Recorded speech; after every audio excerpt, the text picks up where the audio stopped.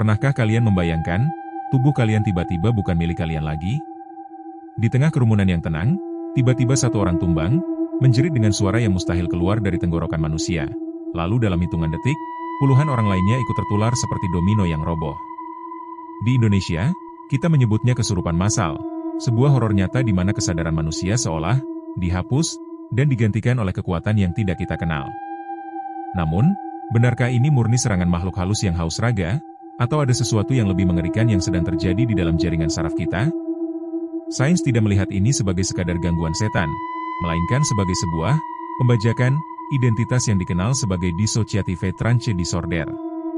Bayangkan otak kalian mengalami sistem crash karena beban stres dan trauma yang sudah mencapai batas puncaknya, hingga ia meledak dan memicu reaksi berantai yang menular lewat udara emosi. Kali ini, kita tidak akan bicara soal kemenyan atau air doa, kita akan membedah rahasia gelap di balik mengapa raga manusia bisa begitu mudah diambil alih oleh monster yang sebenarnya sudah lama bersembunyi di balik pikiran bawah sadar kita sendiri.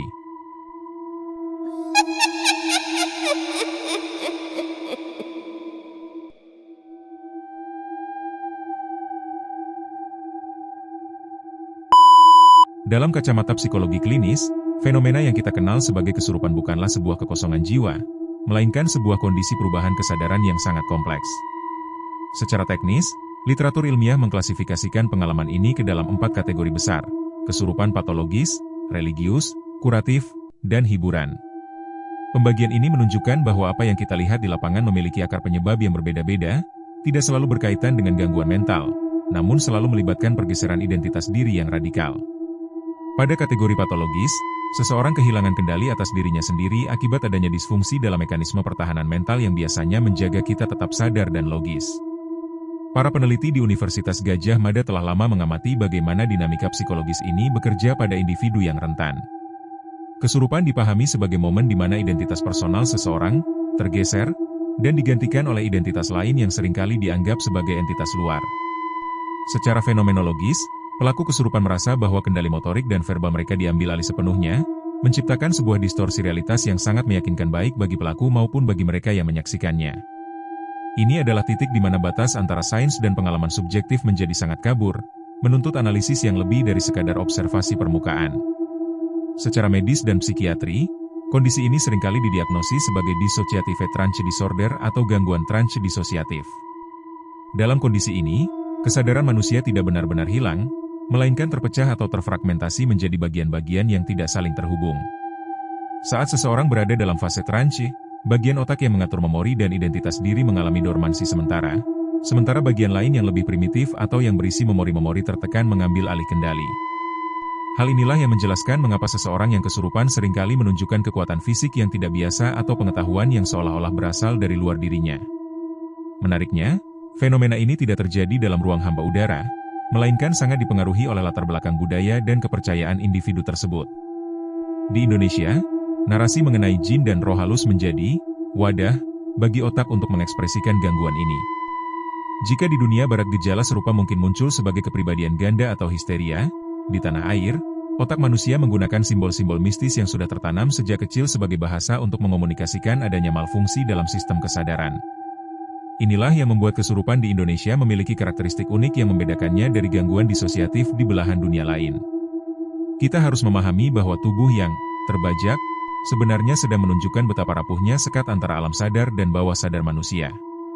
Ketika sistem proteksi mental kita gagal menyaring beban emosional yang masuk, otak akan memilih jalan pintas untuk bertahan hidup, meskipun jalan pintas itu berarti harus mengorbankan identitas diri untuk sementara waktu.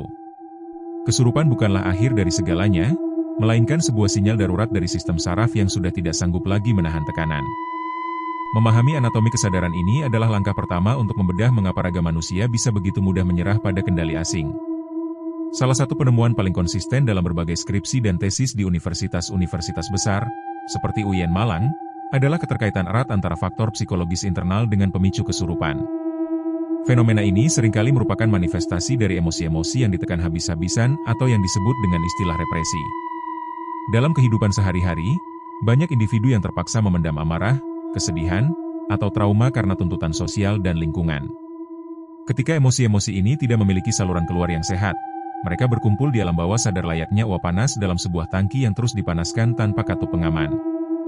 Psikologi modern melihat kesurupan sebagai kartu penyelamat otomatis yang dibuka oleh otak ketika tangki emosi tersebut sudah mencapai ambang batas ledakannya. Melalui keadaan trance, individu tersebut mendapatkan izin secara sosial untuk berteriak, meronta, dan melepaskan beban batinnya tanpa harus merasa malu atau bertanggung jawab secara sadar. Ini adalah mekanisme pertahanan diri yang sangat ekstrim di mana tubuh meminjam identitas lain, seperti sosok harimau, leluhur, atau makhluk halus, untuk mengekspresikan apa yang selama ini dilarang oleh norma masyarakat untuk diungkapkan. Penelitian lapangan di Jawa Tengah secara spesifik mengulas bagaimana ketidakseimbangan dinamika kepribadian menjadi pemicu utama kesurupan patologis. Seseorang yang memiliki tingkat kecemasan tinggi dan kemampuan coping yang rendah sangat rentan mengalami gangguan ini. Konflik batin yang tak kunjung selesai, baik itu masalah keluarga, tekanan ekonomi, maupun tuntutan pendidikan, menciptakan ketegangan saraf yang konstan. Saat kelelahan mental mencapai titik jenuh, otak akan melakukan rebot paksa, yang kemudian muncul ke permukaan dalam bentuk serangan kesurupan yang dramatis dan menakutkan bagi orang awam. Selain itu, kesurupan juga seringkali diposisikan sebagai respons terhadap depresi yang tidak terdiagnosis. Dalam buku-buku populer ilmiah, disebutkan bahwa fenomena trance seringkali menjadi cara bagi tubuh untuk melakukan terapi stres secara mandiri, meskipun dengan cara yang sangat destruktif. Rasa sakit emosional yang terlalu berat untuk diproses secara logis dialihkan menjadi fenomena fisik. Ini menjelaskan mengapa setelah mengalami kesurupan, banyak orang melaporkan perasaan yang lebih lega atau tenang, seolah-olah beban berat yang selama ini menghimpit dada mereka telah terangkat bersamaan dengan perginya identitas luar tersebut. Dengan demikian, kita bisa menyimpulkan bahwa raga yang terbajak adalah raga yang sedang berteriak minta tolong.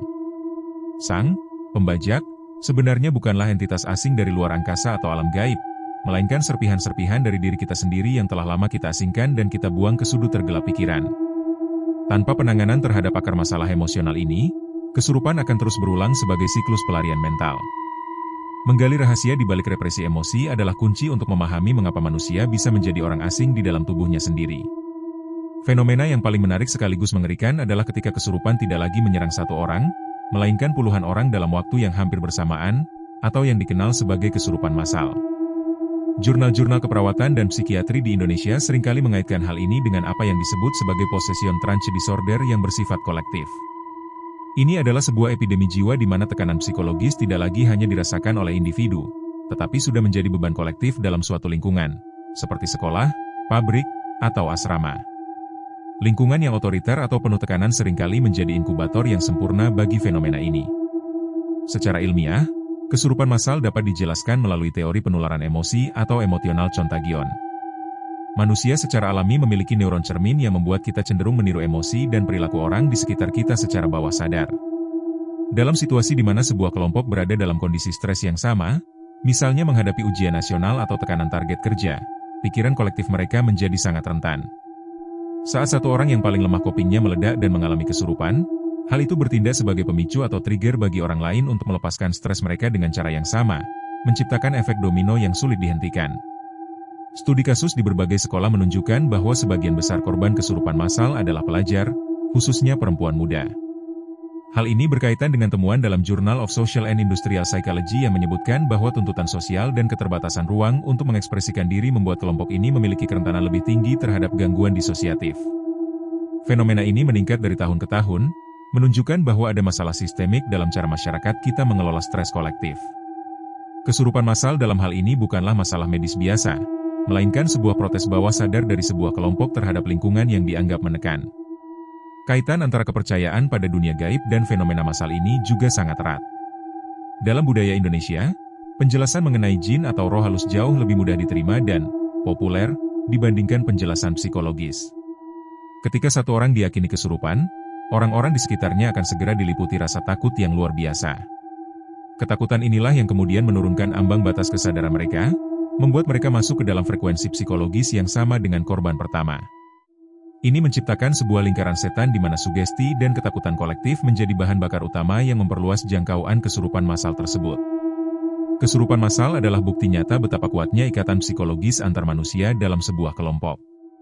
Tubuh-tubuh yang terbajak secara massal sebenarnya sedang mengirimkan sinyal bahwa ada yang salah dengan ekosistem sosial tempat mereka berada. Bukannya mencari dukun untuk mengusir satu persatu setan, Langkah yang lebih bijak menurut perspektif psikiatri adalah memperbaiki iklim lingkungan dan memberikan ruang bagi ekspresi emosi yang sehat. Membedah epidemi jiwa ini menyadarkan kita bahwa kesehatan mental bukanlah urusan pribadi semata, melainkan tanggung jawab bersama dalam sebuah komunitas. Salah satu tantangan terbesar dalam membedah fenomena kesurupan di Indonesia adalah menavigasi garis tipis yang memisahkan keyakinan spiritual dengan diagnosa medis.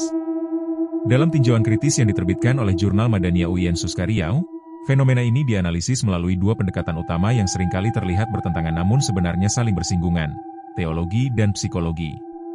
Masyarakat Indonesia secara umum memiliki akar religiusitas yang kuat, di mana eksistensi makhluk halus seperti jin dan syaitan adalah bagian dari keimanan yang tak terpisahkan. Hal ini menciptakan sebuah realitas di mana kesurupan pertama-tama akan selalu dilihat sebagai interaksi metafisika sebelum menyentuh ranah klinis. Pendekatan teologi seringkali memandang kesurupan sebagai gangguan dari entitas luar yang masuk ke dalam tubuh manusia akibat lemahnya pertahanan spiritual atau pelanggaran terhadap norma-norma gaib. Dalam konteks ini, solusi yang ditawarkan adalah ritual keagamaan seperti ruqyah syariah atau doa-doa tertentu untuk mengusir entitas tersebut. Menariknya, pendekatan ini secara psikologis memberikan efek plasebo dan ketenangan instan bagi korban karena adanya sugesti kesembuhan yang kuat. Namun, para ilmuwan menekankan bahwa mengabaikan aspek psikis di balik gejala tersebut dapat menyebabkan gangguan tersebut kambuh kembali jika akar trauma atau stres di dalam diri individu tidak pernah disentuh atau diselesaikan. Di sisi lain, dunia kedokteran dan psikiatri berupaya memberikan penjelasan yang lebih empiris tanpa bermaksud menyinggung nilai-nilai keagamaan. Para ahli mencoba menjelaskan bahwa perubahan kesadaran tersebut adalah murni kegagalan fungsi neurobiologis yang dipicu oleh tekanan lingkungan yang ekstrim. Bagi tenaga medis, raga yang terbajak adalah pasien yang membutuhkan intervensi klinis, bukan sekadar ritual pengusiran. Sinkronisasi antara dua pandangan ini menjadi sangat krusial, karena di banyak kasus, penanganan yang hanya mengandalkan satu sisi saja seringkali gagal memberikan kesembuhan total bagi mereka yang mengalami gangguan trance disosiatif kronis. Munculnya konsep psikologi Islam kemudian mencoba menjembatani jurang perbedaan ini dengan menawarkan perspektif yang lebih moderat. Pendekatan ini mengakui keberadaan aspek spiritual manusia sekaligus memvalidasi adanya mekanisme gangguan jiwa yang bisa dijelaskan secara ilmiah. Dengan memahami kesurupan sebagai sebuah fenomena yang bisa bersumber dari gangguan emosi yang diperparah oleh sugesti religius, para praktisi mulai menerapkan terapi yang bersifat holistik. Ini adalah upaya untuk menyembuhkan jiwa dengan cara membersihkan luka batin sekaligus memperkuat daya tahan mental melalui pendekatan spiritual yang menenangkan, bukan yang menakutkan. Oleh karena itu, bab ini menegaskan bahwa memahami kesurupan di Indonesia memerlukan kebijakan dalam melihat persimpangan antara sains dan iman. Kita tidak bisa menutup mata terhadap kepercayaan yang hidup di masyarakat, namun kita juga tidak boleh abai terhadap kemajuan ilmu pengetahuan yang mampu menyelamatkan nyawa seseorang dari kerusakan mental yang lebih parah. Tubuh yang terbajak membutuhkan pemahaman yang utuh, di mana doa dan sains berjalan beriringan untuk mengembalikan kesadaran yang hilang. Menghargai kedua perspektif ini adalah satu-satunya cara untuk memberikan pertolongan yang tepat bagi mereka yang sedang terjebak dalam kegelapan pikiran. Kesurupan tidak selalu muncul sebagai sebuah penyakit atau gangguan yang merugikan.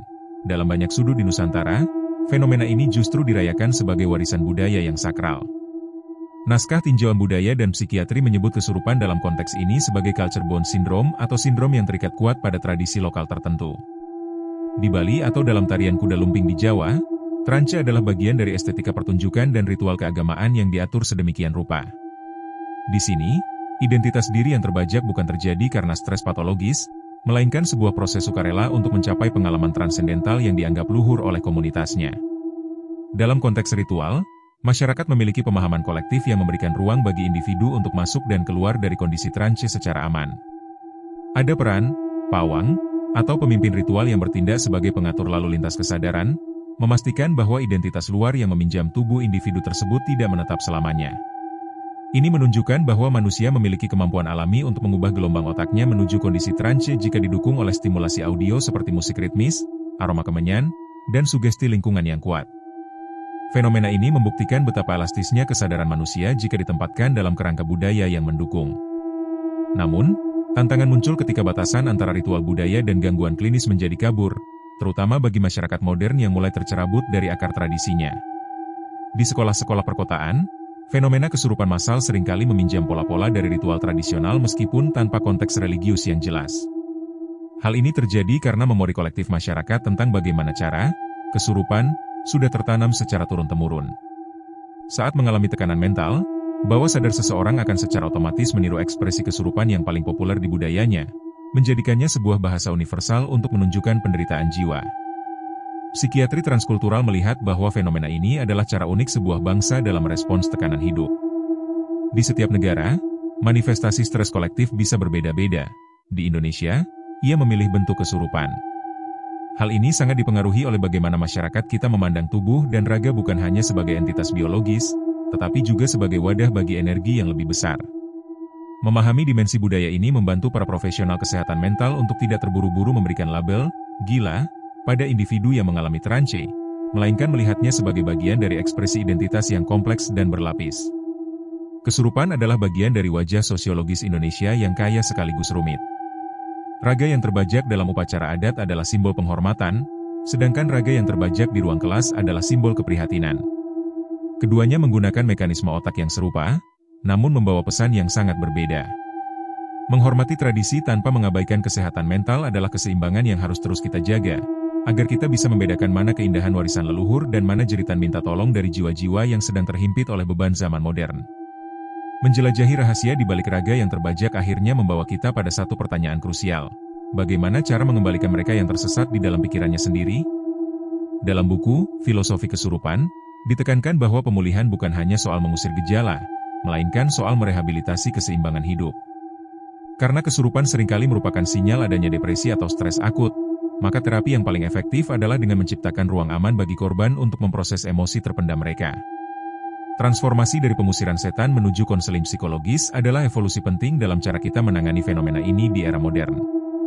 Pendekatan preventif menjadi kunci utama dalam memutus rantai kesurupan massal, terutama di institusi pendidikan. Mengurangi tekanan akademik yang tidak manusiawi, memberikan dukungan kesehatan mental di sekolah, dan mengajarkan teknik regulasi emosi kepada remaja adalah langkah konkret untuk mencegah otak mereka melakukan pembajakan diri. Data menunjukkan bahwa individu dengan coping stres yang baik memiliki ketahanan yang jauh lebih kuat terhadap pengaruh sugesti kolektif yang memicu trance. Kesembuhan sejati dimulai ketika seseorang memiliki kendali penuh atas emosinya, sehingga bawah sadar tidak perlu lagi mencari cara ekstrim untuk mencari perhatian. Selain intervensi psikologis, edukasi masyarakat mengenai literasi kesehatan mental harus terus digalakkan untuk menghapus stigma negatif. Kesurupan tidak seharusnya menjadi aib yang ditutupi dengan ketakutan, melainkan sebuah tanda bahwa komunitas tersebut membutuhkan perhatian lebih pada aspek kesejahteraan batinnya. Dengan mengubah narasi dari serangan gaib menjadi darurat kesehatan mental, kita memberikan kesempatan bagi korban untuk mendapatkan bantuan medis yang tepat tanpa rasa malu.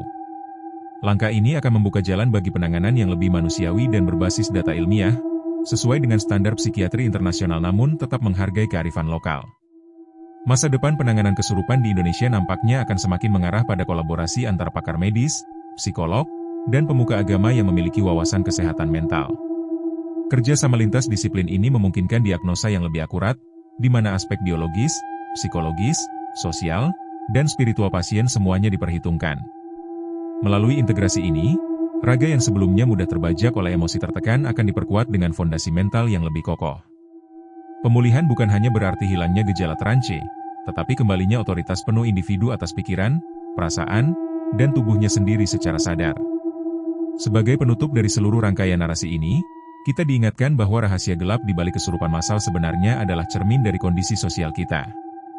Raga yang terbajak adalah pengingat bahwa di balik kemajuan teknologi dan hiruk-pikuk dunia, ada jiwa-jiwa manusia yang rapuh dan membutuhkan empati. Dengan menyelami sisi gelap pikiran melalui sains dan kebijaksanaan budaya, kita tidak hanya belajar tentang mengapa seseorang bisa kehilangan dirinya sendiri, tetapi kita juga belajar bagaimana cara membawa mereka pulang ke rumah kesadaran yang tenang.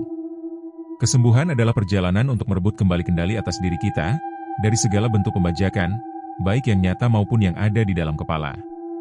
Apakah narasi keseluruhan ini sudah sesuai dengan visi konten Anda? Atau ada bagian yang ingin direvisi kembali?